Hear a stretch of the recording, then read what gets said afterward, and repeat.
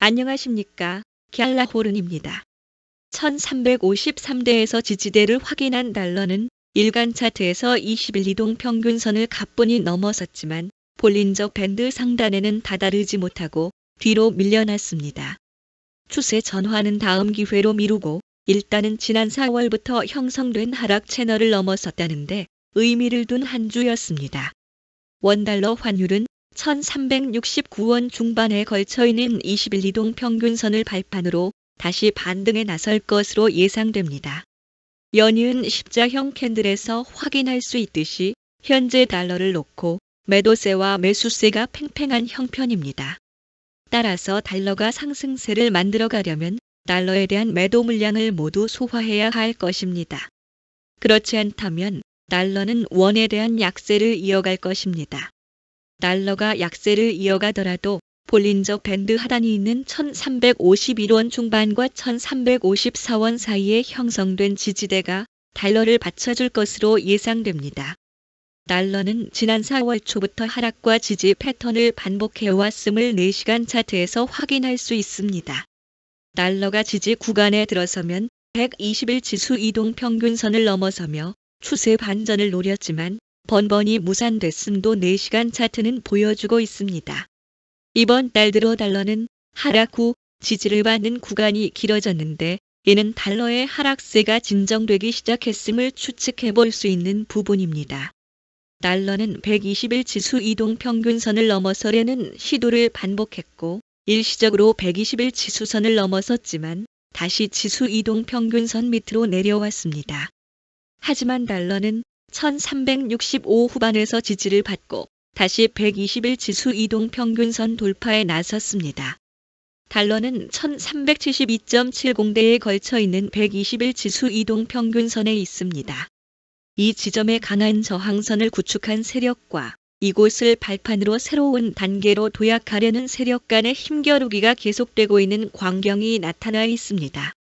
1351원대에서 조금씩 저점을 높이며 지지 구간을 형성한 달러는 힘을 비축하며 120일 지수 이동 평균선을 넘어서려는 시도를 계속했습니다. 그동안 120일 지수 이동 평균선은 하락 기울기를 완만하게 해왔습니다. 달러는 단기적으로 상승세를 형성할 준비를 해왔다 볼 수 있습니다.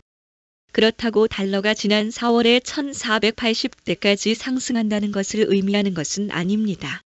달러에게는 1383 중반에 있는 볼린저 밴드 상단 돌파가 1차적 목표가 될 것이며 달러가 무난히 상승한다면 1414대에 있는 저항대에서 달러의 상승 강도는 테스트 받을 것으로 보입니다. 1414대는 달러에게 조금 부담스러운 큰 고기일 것으로 예상됩니다. 크리스토퍼 월러 연방준비제도 연준 이사는 7월에 기준금리를 인하해야 한다고 발언하고 미국의 대중국 반도체 장비 수출 규제 가능성은 달러의 약세 압력을 가했습니다. 월러 이사는 CNBC와의 인터뷰에서 관세가 인플레이션에 미치는 영향은 일시적이라고 평가했습니다. 따라서 연준이 이르면 다음 달 금리를 인하할 수 있다고 말했습니다. 또 미국은 삼성전자와 SK하이닉스, TSMC가 보유한 중국 공장에 미국의 반도체 장비 공급을 제한할 수 있다는 소식이 전해졌습니다. 미국과 중국은 최근 무역 협상을 통해 새로운 수출 통제 등을 도입하지 않기로 합의한 바 있습니다. 반면 중동 지역 리스크는 달러를 지지했습니다. 트럼프 대통령은 핵 협상을 위해 이란에게 2주일이라는 시간을 줬는데 뉴저지주에서 기자들 질문에 2주일이 최대가 될 것이라고 답했습니다. 언론에서는 최대라는 단어에 주목하며 미국은 2주 이내에도 이란을 공격할 수 있다고 풀이했습니다. 트럼프 대통령의 발언은 중동 지역 불확실성을 높여서 하락하던 달러는 반등했습니다. 무역 갈등 재점화 우려에 98 중반까지 밀려난 달러 인덱스는 낙폭을 만회하며 전장보다 0.107포인트 내린 98.82로 장을 마쳤습니다. 미 연준은 현지 시간으로 18일 시장이 예상한 대로 기준금리를 동결하고 올해 금리 인하도 기존과 동일하게 2차례 인하할 계획임을 재확인했습니다. 연준이 4회 연속 기준금리를 동결하면서 미국의 기준금리는 최대 4.5%를 계속 유지했습니다. 연준은 FOMC 성명을 통해 경제 전망에 대한 불확실성이 감소했지만 여전히 높다고 평가했습니다.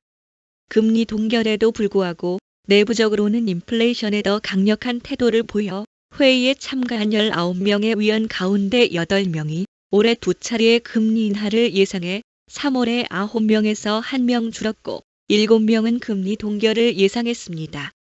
이는 지난 3월에 4명에서 늘어난 것입니다. 연준이 올해 2번의 금리 인하를 예상하고 있지만 그 가능성을 3월보다 낮게 보고 있는 것으로 시장은 풀이하면서 연준이 매파적 입장을 강화했다고 평가했습니다. 경제 전망 요약에서 올해 핵심 인플레이션 전망치는 3월의 예상치 2.8%에서 3.1%로 상향됐고 성장률 전망치는 이전 1.7%에서 1.4%로 하향 조정됐습니다. 제롬 파월 연준 의장은 기자회견에서 트럼프 대통령의 관세 전쟁이 연준의 금리 인하를 막고 있다고 에둘러 비판했습니다. 파월 의장은 관세가 배급망을 통해 소비자에게 충격을 주는 데는 시간이 걸린다며 관세 충격은 여전히 현재 진행형이라고 강조했습니다. 그리고 금리 전망을 나타내는 점도표를 맹신하지 말 것을 주문했습니다. 아무도 금리가 점도표대로 움직일 것으로 확신하지 않는다며 모두들 금리 경로는 경제지표에 따라 움직일 것이라는 점에 동의할 것이라고 말했습니다. 마로시 셰프초비치 EU 무역경제안보 담당 집행위원은 이번 주 제이 미슨 크리어 미국 무역대표부 대표 하워드 러트닉 미 상무장관과 여러 차례 만났음을 밝히며 미국과 유럽연합 간 협상이 여전히 진행 중임을 시사했습니다. UBS 자산운용의 매니징 디렉터 브라이언 뷰텔은 현재 시장은 지정학적 긴장, 관세 불확실성 그리고 연준의 차기 행보에 대한 의문 등 여러 가지 문제에 직면해 있다고 평가했습니다. 래퍼 탱글러 인베스트먼츠의 채권 부문 책임자 바이런 앤더슨은 연준이 관세에 따른 인플레이션 충격을 완화하는 데 집중하겠다는 의지를 드러냈다고 평가했습니다. 연준은 관세로 인한 인플레이션을 억제하기 위해 고용이나 성장 같은 다른 것들을 희생할 준비가 돼 있음을 이번 FOMC 회의가 보여줬다는 것입니다. 그는 연준이 이번에는 관세로 인플레이션이 상승할 것으로 예상되자 단기 데이터에 주목했다고 지적했습니다. 크리스틴 라가르드 유럽중앙은행 총재는 22 홈페이지에 글로벌 통화 지배력의 변화는 과거에도 일어났다며 현재의 변화는 유로가 글로벌 영향력을 확대할 기회를 제공한다는 글을 올렸습니다. 이에 앞서 루이스 데 퀸더스 22 부총재는 22는 금리 인하 행보를 멈출 것임을 강하게 시사했습니다. 일본은행은 17일 통화정책회의를 통해 정책 금리를 시장이 예상한 대로 0.5%로 3회 연속 동결했습니다. 트럼프 행정부의 관세 정책으로 일본 경제 불확실성이 커졌기 때문입니다. 한편 일본은 미국이 방위비 분담금 증액을 요구하자 고위급 회담을 취소한 것으로 전해졌습니다. 미국은 외교 국방 분야에서 장관급 2+2 연례 회담을 추진할 예정인 것으로 알려졌습니다. 트럼프 대통령은 G7 정상회담 일정에서 이시바 시게루 일본 총리와의 회담에 대해 언급하면서 협상이 교착 상태를 벗어나지 못하면 일방적으로 관세를 결정해 통보할 것임을 시사한 바 있습니다. 여러분은 현재 외환 시장에 대해 어떻게 생각하십니까? 댓글에 여러분의 생각을 남겨주셔서 함께 생각해보는 자리를 마련해 봅시다.